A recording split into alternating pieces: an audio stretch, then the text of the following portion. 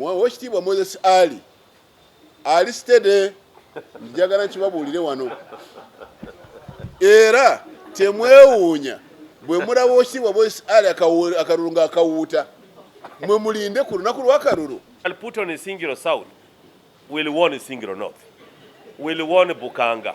Would we also call the senior south? Can I discuss what I know? Can I answer your question to your satisfaction? And if you are not satisfied, you also have the freedom to go home. The hammer we shall lay on a single south will warn north that you try, it will be harder. Even Bukanga will fear. Yes. Doctor, my name is William. Friends, after the nomination exercise closed with the last one on Saturday, the Nrm Electoral Commission has just concluded the nomination of candidates vying for the Central Executive Committee and other party structure positions at national level. A total of 291 candidates were successfully nominated for the Central Executive Committee and the leagues of national leagues of different sectors. Number 2, joint campaigns. Joint campaigns are currently ongoing for members of Parliament and LOC5 chairpersons. We have experienced some difficulties in some areas. The first one is Isingiro South. Isingiro South, there was a bit of altercation and spilling of blood. We have since suspended campaigns in Isingiro South until normalcy returns. We have also suspended campaigns in Bwamba County constituency, where the Honorable Member of Parliament was roughly treated, abused, insults hurled at him. His pressure level went high and is now admitted in Aga Khan Hospital in Nairobi. Since he was a nominated candidate, it's only fair that campaigns stop, and no amount of pressure will make us start until we are sure of when we must start there. We have also called for a meeting with the Isingiro leaders on Wednesday, Isingiro South, involving Isingiro South candidates for member of Parliament, not LOC5. LOC5 can come if they wish, but members of Parliament candidates, and the RDC, the head of security. Then the registrar. If the registrar cannot come, he sends a representative, because he will be here handling other areas. We've also had issues in Kalaki. We are also calling for a meeting with the candidates for MP of Kalaki on Wednesday, the 9th July. Wednesday, 9th July, Isingiro candidates must be here, and Kalaki. The meetings will take place concurrently at 10 a.m.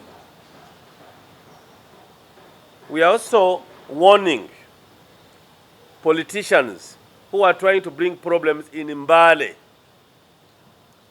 that when we get full details, we shall stop campaigns. We are still gathering evidence and more information. So all of you who are campaigning as joint, know what the candidates must tell the people. Don't talk about your friend, because that's not your mission in Parliament. We sent guidelines to be followed. Those guidelines may make some of them be disqualified. The Electoral Commission of the party has gone through successful story up to Saturday. We don't want tainting our processes by candidates. Individual campaigns are strictly prohibited unless sanctioned by the Nrm Electoral Commission. There's a campaign in Moyo I hope you get Moyo. People, UBC and all the TVs reach Moyo. In Moyo, one candidate has disappeared. He campaigns alone. Or when he appears, he doesn't answer questions. When a question is asked, he just runs away. And the other candidates feel it is not right. Adjumani, we've given Honorable Moses Ali the leverage to campaign alone. Please, on medical ground. We've also given some ministers who are in, out because of PDM. Campaign alone. Tororo, where I come from, the new districts have not yet come into force. Because some candidates are campaigning again along the new districts. You want to be chairman LOC5, they are saying we cannot go to the whole Tororo. We are for a particular Mukuju district, for example, Mulanda district. Those districts are still a process to come. But when they come, you will definitely relocate into your areas. Review of registrars. The Commission will commence the review of registrars starting today at 3 p.m. We are going to review registrars throughout the country, starting today at 2 p.m. So all complaints about registrars, all details given to us by sources of information we use will be used to review registrars. Where we find the registrar will be replaced, we already have a back staff. We already have staff who will replace them. What I want to warn, no politician contesting should try to give us a candidate for that position. The Commission has its own way of filling those positions. Honorable March will say it, but Tororo meeting is likely for the two issues of how the districts are not yet on and also how complaints will be handled. Page 2, roadmap. We still have campaigns. Before roadmap, let me talk about the voter register. Voter registers. We are working on the registers for this election. Can I confirm that in this election we shall use registers? Those registers will be audited thoroughly and then sent to the villages, sent to the districts and the villages. That process is ongoing. What we shall not do are the following. There will be no display of the voters register.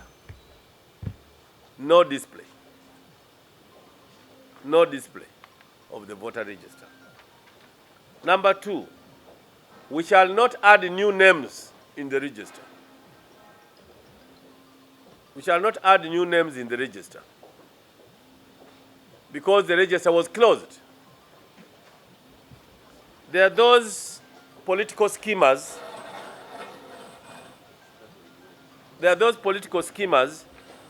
Who are currently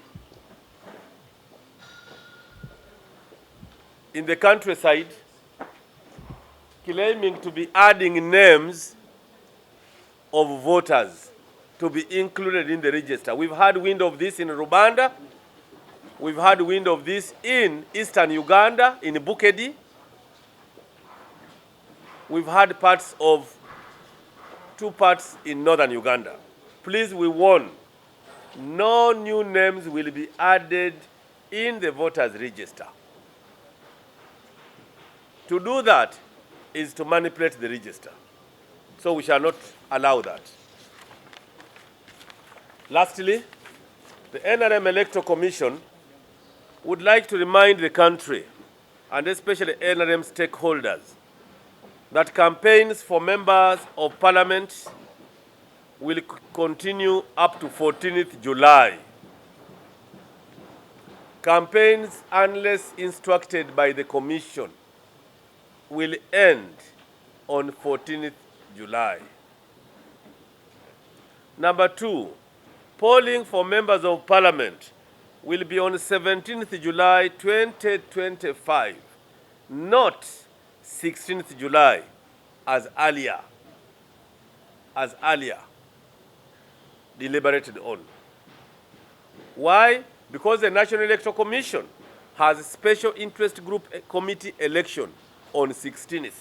And since NRM is winning these special interest group elections, we don't want to jeopardize them. We want to win on 16th, then we have our primaries on 17th.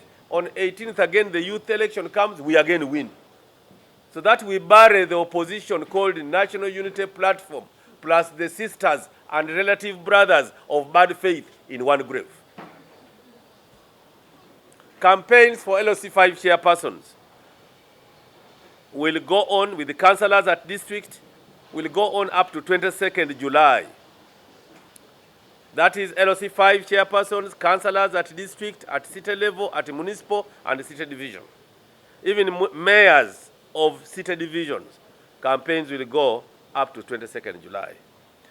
Polling for LOC5 chairperson remains, and councillors at district level, city level, municipal, city division mayors will be 24th July. Primaries for special interest group committees at sub-county level, 8th July 2025. Primaries for election of delegates to non-unionized workers conference at sub-county level, 10th July. Expression of interest for LOC3, 28th July to 4th August. Polling day for LOC3s, 18th August. National conference, the big one, the Nambole conference, as you call it, 22nd to 25th August 2025.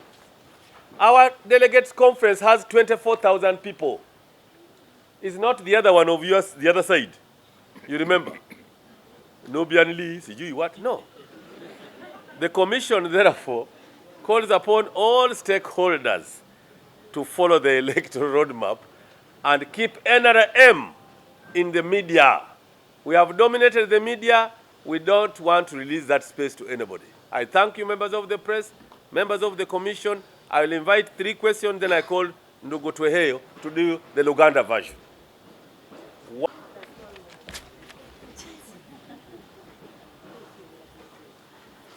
On 15th, we are not involving 15th anywhere. We are not involving even campaigns on 15th July because it is a mass Catholic day.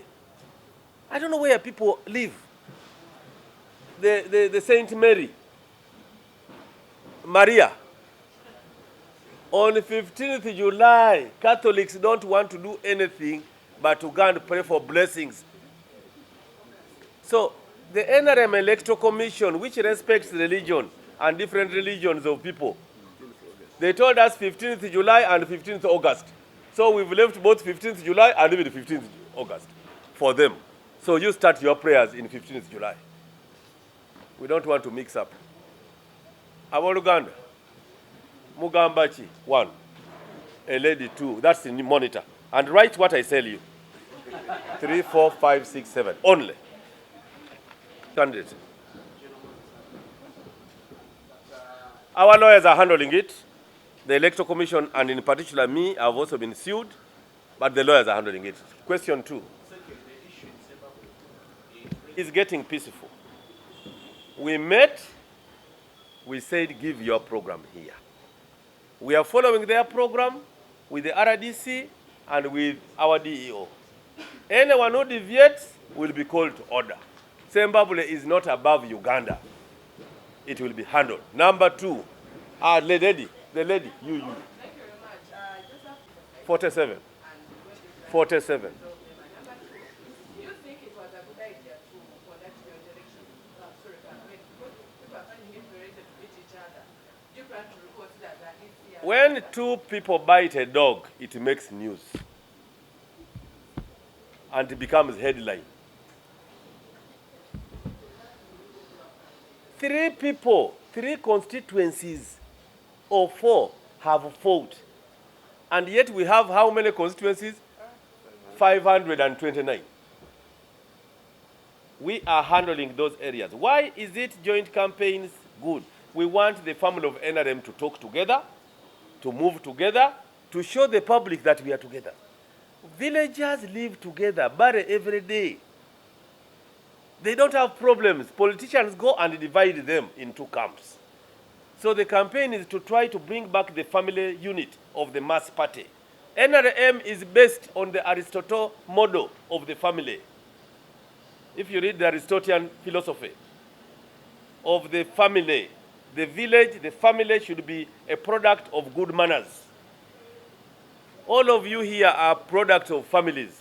If your families did not tutor you, you don't expect a university lecturer for 45 minutes to make you good mannered. If you're already bad, you're bad. So we want that family connection, unity, and symbiotism, so that they work together, so that they will even accept that when we move, this person looks like he has more voters than me. And when the results come, you don't pick an axe or a panga to cut people. Yes? We collected a lot of money. We collected this money in Centenary Bank. We gave the account number.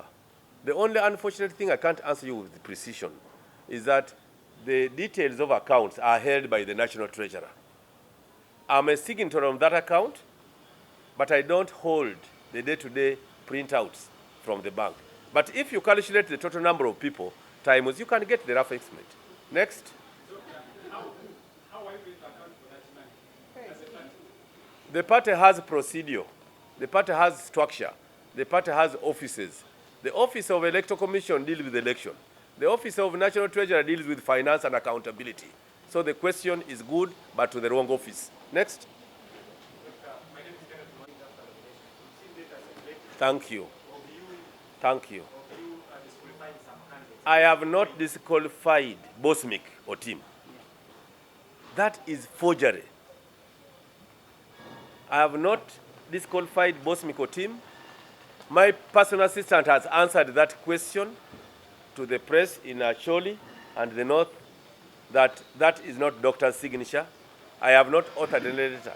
When you have an issue with a candidate, you question his qualification. There's a window. You pay 100,000 to the accountant and access the documents through the legal department. That's how we've been doing, and no one has come for Bosmic or team's papers up to now. So I disown that letter with the contempt it deserves. Connected to that? My LC chairperson for Buko District.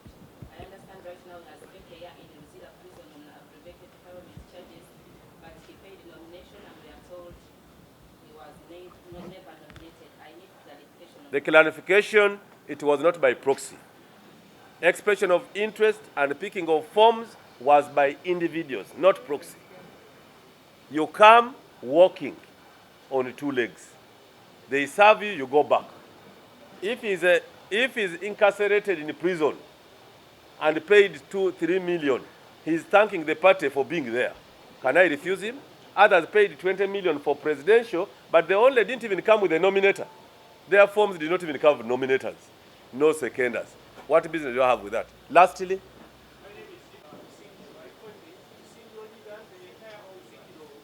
Isingiro South constituency.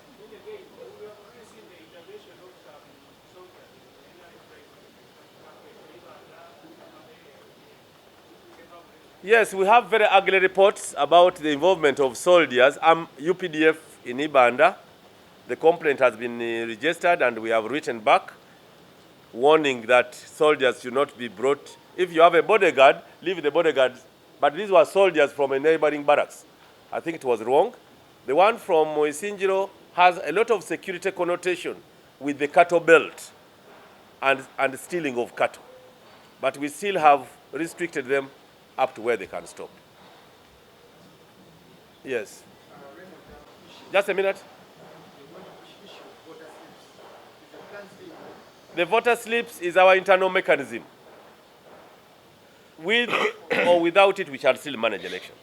But once we get finance, we know what we shall do. Yes? And then about your campaigns, you still say that you're going to give public assistance. But what happens right now is that you have a candidate, and I have my public assistance.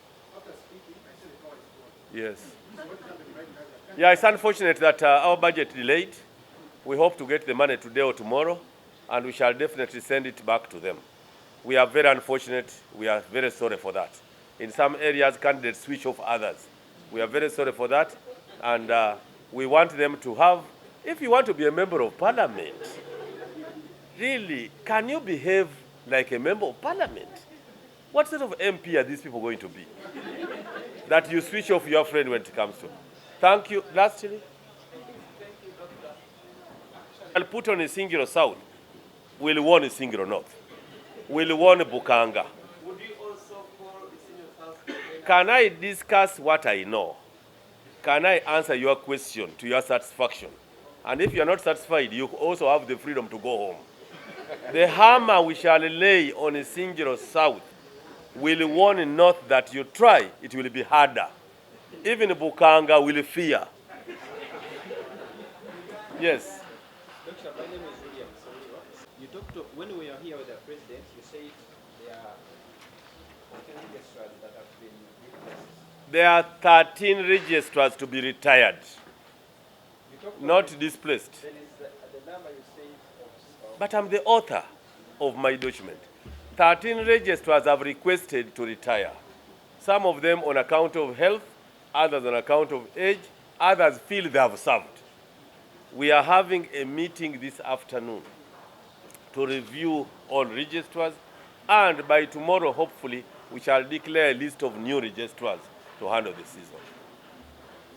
Thank you. Honorable Tweheyo, please.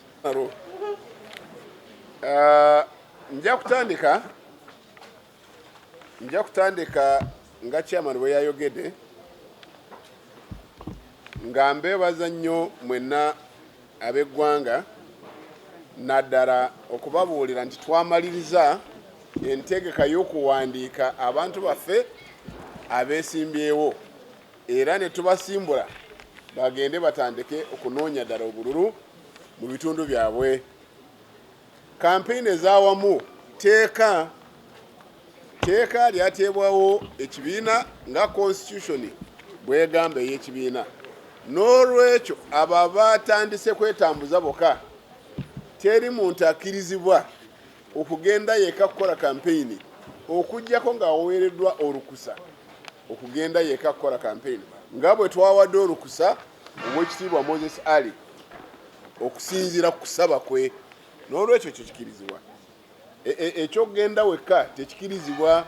Etteeka lyaffe ery'ekibiina ne constitution bwegamba naffe ng'ekibiina twawadde ebiragiro ebikulembera amateeka agakulembera okulonda. N'olwekyo teri muntu akkirizibwa okugenda weka okuggyako ng'olusa lukuweererwa mu buwandiike ekibiina. Ekyokusatu twawuliddeyo obuvuyovuyo naddala mu kitundu kya Isingiro South, mu kitundu kya Karachi n'ebitundu ebimu byesiyogedde wano. Tugenda kubikolako era Isingiro twabayise mu lukiiko ennaku z'omwezi 9 ku Lwokusatu bajje wano. Waliwo n'abalala be twayise bajje. Abamu ku abo ba Karachi, Moyo, Adjumani n'abalala Bwamba County. Tororo, Bwamba County. Abo bonna twawulidde nti waliwo batambula boka. Naye ekitundu kya Bwamba twayimiriza campaign kuba omu ku beewandiisa ate n'afuna obuzibu mu kiseera kya campaign ne tuyimiriza campaign okutuuka bwe tunaamala kutuula tulabe ki ekyokukola. Ba registra basaabawandiisi b'ekibiina abakulembera obululu mu districts zonna tulina abamu 13 abasaba kuwummula wadde tubadde tetunabawummuza. Waliwo n'abalala betulowooza nti bajja kwetaagisa eyiza kukyukakyuka oba kuwummuzibwa kusinziira ku nkola yaabwe. Olwaleero saa 9 tugenda kutuula tusalemu njeri ki gye tubasiibula abeetaaga kusiibulwa oba tusalemu njeri ki gye tukyusakyusamu kusinziira ku buli omu enkola gy'alina. Register tugiyita ki mu Luganda? Enkalala z'abalonzi.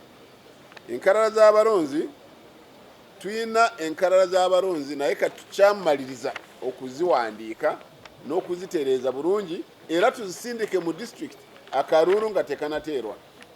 N'olw'ensonga egyo tetujja kuba n'obudde obw'okuwanika enkalala z'abalonzi mugende mwetunulemu naye kye twagala kubakakasa tewajja kubaako okukyuka oba okwongeramu amannya agatalimu mu register okusinziira ku kiseera kye twasibira register.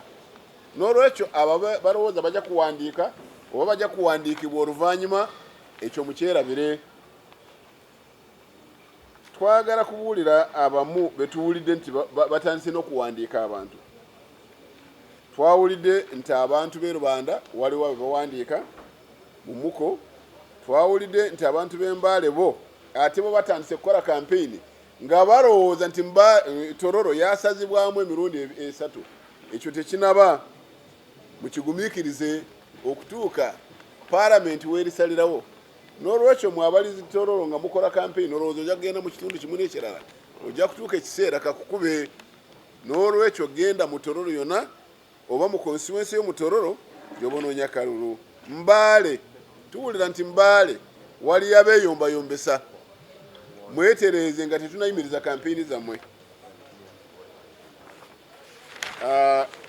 Ekisembayo twagala kubabuulira enteekateeka bweri naddala ey'okukuba kampeyini n'okulonda n'ebinaagenderako. Nja kusooka n'ekisembayo enteekateeka na mutaayiika ey'okukola olukungaano olumalayo lwe tuyita National Conference abalala bwe bateera kuyita olwa Namboole.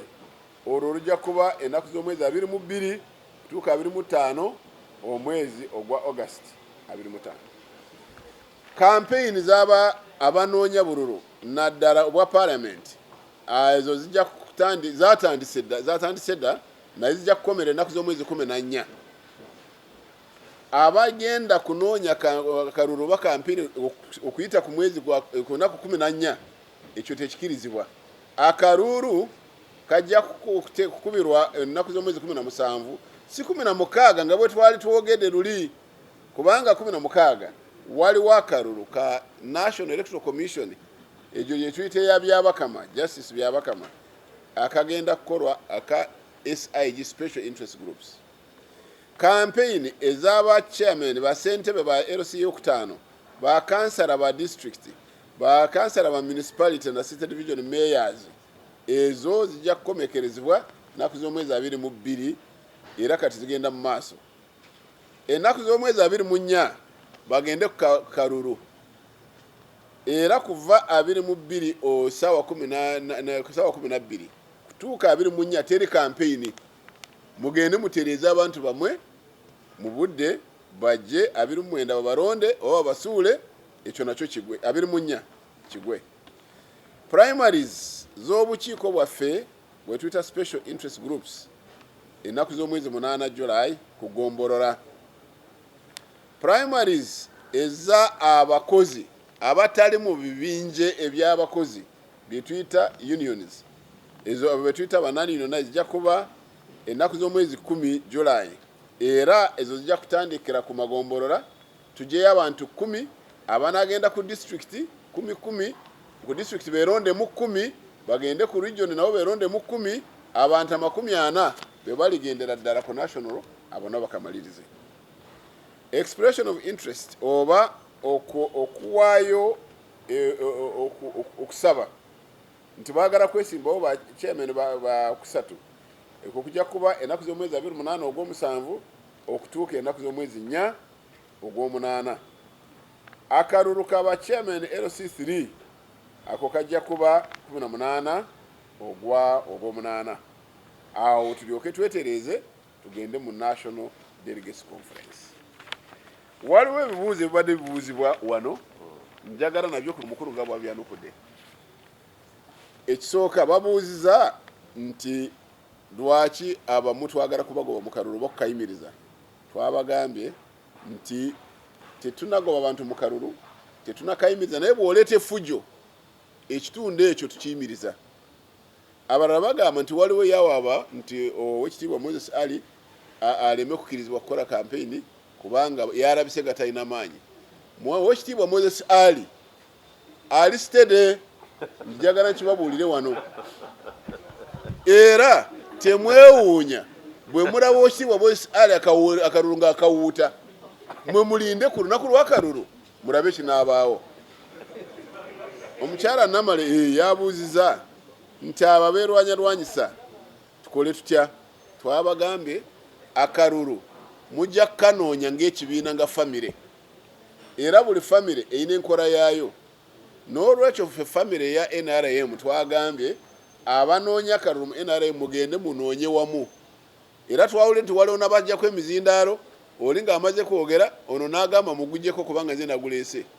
Twe ng'ekibiina mutusonyiwe twakeereyeko okusindika ebyetaagisa kumaliriza, naye bwe bunaatuukira enkya wajja kubawo emizindaalo ng'esasulirwa ekibiina era tunaalaba ani anaagijjako. Waterevayina yabuuziza nti expression of interest twajja mu ssente meka era tunaazibalirira tutya. Oweekitiibwa yagambye, chairman wange yagambye nti esente ezo zaavaayo bugenda obazeemu abantu abeesimbawo era buli omu yawaayo ssente. Esente ezo ziri kiriya n'etteeka lyali ligamba nti zino sente sizakudizibwa, baziyita non-refundable. N'olwekyo bw'oba waawayo sente zo ate n'oleeta wano empapula z'ebicupuli ne tugamba todda, ezo baziyita poteya. Tayali wesi wabuuziza nti waliwo ebbaluwa gye mulaba etambula nti yagyemu omuntu omuyita Tim Boserick. Chairman abagambye tanawandiika bbaluwa eyo, era abo bali mu kuvuyaavuya kwokka. Era mumanye campaign omuntu ayinza kuteekako akantu ne kakubakuba, naye bw'ogenda ate n'okanukula oyinza kusanga ng'olina by'omazeeyo. We tusobola okuyimirizako campaign, omuntu bw'alabika ddala nti mulwadde ate n'aleeta n'ebbaluwa ate ne tusuubira nti ajja kuwona mu budde, awo tuziyimiriza ne tutuuza bali bennyini ababaddemu ne tukkirizagana nabo mu lukiiko ne tubiteeka ne ku minute ne tugamba tujja kuziddamu obudde obwo. Bagambye nti mwami Kyerimo owa Kapchorwa twamugaana okwesimbawo. Etteeka lyaffe liri kiriya ligamba nti buli omu obw'oba ofunye empapula okuziza ozireeta n'ozeereeterawo kennyini ne tuzitunulako ne tukubuuza be tukubuuza kye muba mulaba n'Oweekitiibwa Pulezidenti chairman w'ekibiina yazeereetedde wano teyatumye. Era bw'olaba ssente bazireeta gwe nanyini ku kyalo bw'oba ogamba ki? Bagamba nti omutego gwakutte akatalina mayembe ate gwe nti oteekayo omutwe. Bagamba nti waliwo ebitundu bye baalabyemu abaserikale oba byewoleramu abaserikale naddala ekimu ku ebyo bagamba Isingiro Ibanda tugamba abaserikale mubiveemu. Bw'oba nga togenzeyo kukuba akalulu ate ng'oweererwa ekiragiro kyakugenda kakuuma ssebo nyabo leka kwetumikiriza. Era omuduumizi w'amagye Ssaabaduumizi bw'anaalagira nti bakukwatireyo tobuuza. Omwami Tamale wabuuziza nti voter slip oba biki ebyo ne tukugamba nti ffe tumanyi enjiri gye tukubisamu akalulu kaffe era kye twagala kubakakasa register ejja kubaawo n'ojja ne bakutunulako ne batiikigeyo nti yeggwe bw'oba toliimu. Era tetwagala omuntu yenna yeeralikire nti tajjako mu register bw'eba nga yalimu, naye bw'oba teweewandiisa totawaana. Isingiro North nayo mugamba nti waliwo vuyavuyo. Twagambye embazi gye tugenda kukuba ku Isingiro South ejja kutiisa buli omu, era n'aba North bwe muba nga mwagala kukola ng'ebya South mwetegeke mugira mutega matu muwulize ebya Isingiro South. 15 olunaku lwa Maria tusaamu ekitiibwa ku bintu by'eddiini, n'olwekyo olunaku olwa Mother Mary olwa 15 tetujja kulukozesa oba kukola campaign oba kukola activity yonna. N'ekyo twayagadde buli omu akimanye. Mu linnya lya chairman wange njagala kwongera kubeebaza era kubagamba nti Electoral Commission yaffe gye tutuulako yeetegese nnyo okulaba nti akalulu kano kajja kuba kalungi nnyo ke bayita free and fair. Mwebali nnyo, mwebalire ddala.